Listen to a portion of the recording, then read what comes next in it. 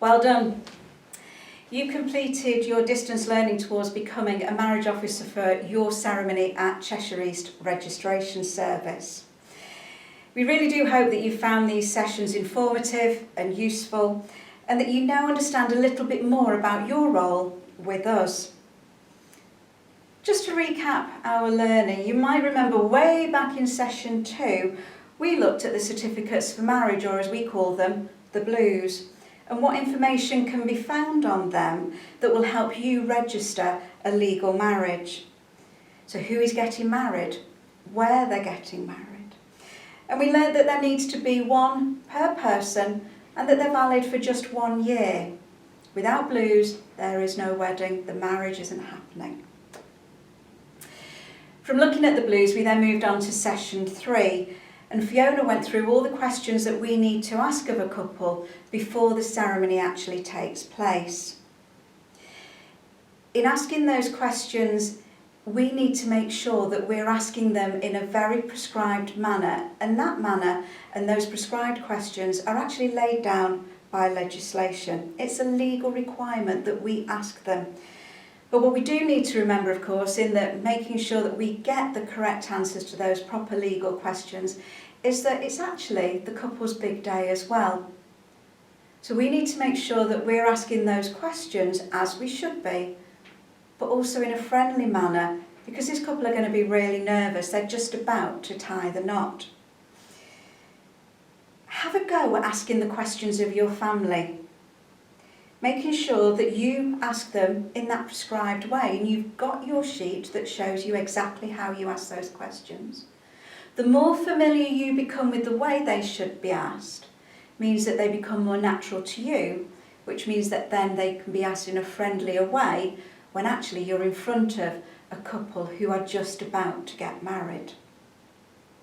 And remember, when you're asking the questions in real life, and there's something that maybe you're not too sure of, ask your conducting officer.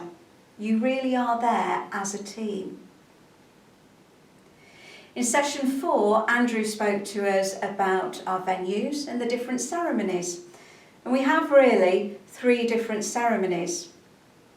One for the register office, which is a short statutory ceremony. Ceremony which is a little bit longer for our mayor's reception room and silk room. And the ceremony that we use in approved premises, which can include unity ceremonies, readings, poetry, music, dogs, owls, and anything else that the couple are really deciding to personalise their ceremony with. As long as there's no religion in there, we're absolutely fine. We also learned about the sign that the venue must put up and display in a prominent place before the ceremony is due to begin. And that's so that anybody who's wanting to object to the marriage knows where that ceremony is taking place, and they can object if they wish. It's never happened. Don't worry about it. We also learned that it's the words that actually contract a marriage rather than when people sign in the register. And that you as a marriage officer need to hear those words before you can actually start writing that entry in the register. Witnesses are important too. They sign the marriage register after the couple, and they're signing to say that yes, they witnessed the marriage and that they heard all the legal words as well. And finally, it's then the conducting officer and then you that sign the entry as well. Session 5 was a real biggie, and session 5 was all about the entry in the register itself. Lots and lots and lots of information in this session, and maybe it's one to really recap at regular points throughout the next few weeks or so. We learn how to complete a register entry, taking the information from the Blues and also from the questions that we asked the couple before the ceremony was taking place. And we learned that our writing has really got to be quite legible, and that some of those boxes on the marriage entry are really quite small. And if it's a long address or a long occupation, for example, and I think we can all remember the gynecology consultant of our example Blue, then our writing really does have to be quite neat to make sure we can fit all that in. And there should be no blank spaces. So if Dad's details aren't to be included in the marriage entry, for example, we just simply draw a horizontal line to show that we know there's no information in there, and it's not that we just didn't forget to ask it. We need to get the couple to check the entry and ask them to sign the disclaimer on the pro forma so that we know that they've been asked the questions to sign and they have agreed that yes, what they have seen and what they are signing is correct. Remember, corrections are expensive and they are time consuming as well. So anything that the couple pick up at that point and we can correct at that point, the better it is for everybody concerned. The witnesses then sign, followed by the conducting officer, and finally you, and that makes the entry a completed entry. In session 6 we moved on to marriage certificates and the pro forma, and the marriage certificate is an exact copy of what you have written in the marriage entry itself. Now, parts of the certificate can be completed before the ceremony starts. And that's to give you a little bit more time really during the ceremony for you to write out the marriage entry itself after, of course, you have heard those declaratory and contracting words. In section 7 we spoke about mistakes. And we're all human, we all make mistakes. It's how the mistakes are dealt with and how we actually record them and record the correct information. And in registration you'll have discovered by now that everything is done in a very prescribed way, and we can't just decide to draw a line through anything and say, yeah, that was wrong. Before the register entry has been signed by you, mistakes are really, really easy to put right.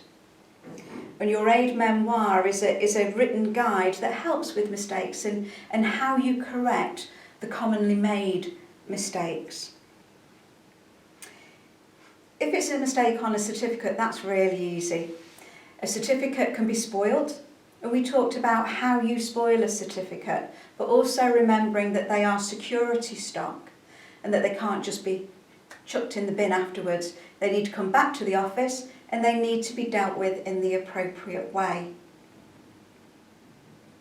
In session 8, of course, we looked at logistics and we looked at the day-to-day logistics of your role, how you find out what weddings have been allocated to you, how the office works, where you'll find the information that gives you everything you need for the wedding that you're going to go out to and the marriage that you're going to register.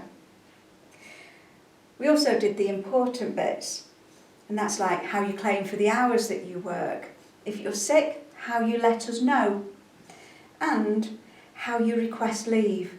Told you they were the important bits, didn't I? Remember too that we will issue you with your registrar's fountain pen, so you don't need to go and buy one yourself. And the other bit, of course, to remember from session 8 is that we are registrars, we are going out to a couple's big day, and as such we should be suitably dressed. That's not dressed as the groom or mother of the bride, but suitably dressed. And you'll have gathered now from session 8 that it most definitely isn't a cardigan. How was the quiz? We really do hope that you enjoyed the quiz and that you actually began to realise how much you've learned over these sessions with us. Remember to pop it into the envelope with your completed marriage entries and marriage certificates, and then we can go through all the answers and we can actually have a look to see who the winner is. We hope you have enjoyed these sessions, and as soon as we're able to start allocating you some real life weddings, we will do. Keep having a go at the questions with your family. Maybe have a recap of the video, different sessions that you're thinking, oh, there was a lot in that. And one of those might be actually filling out the register entry. We really do look forward to seeing you very, very soon and welcoming you to be a part of our award-winning team.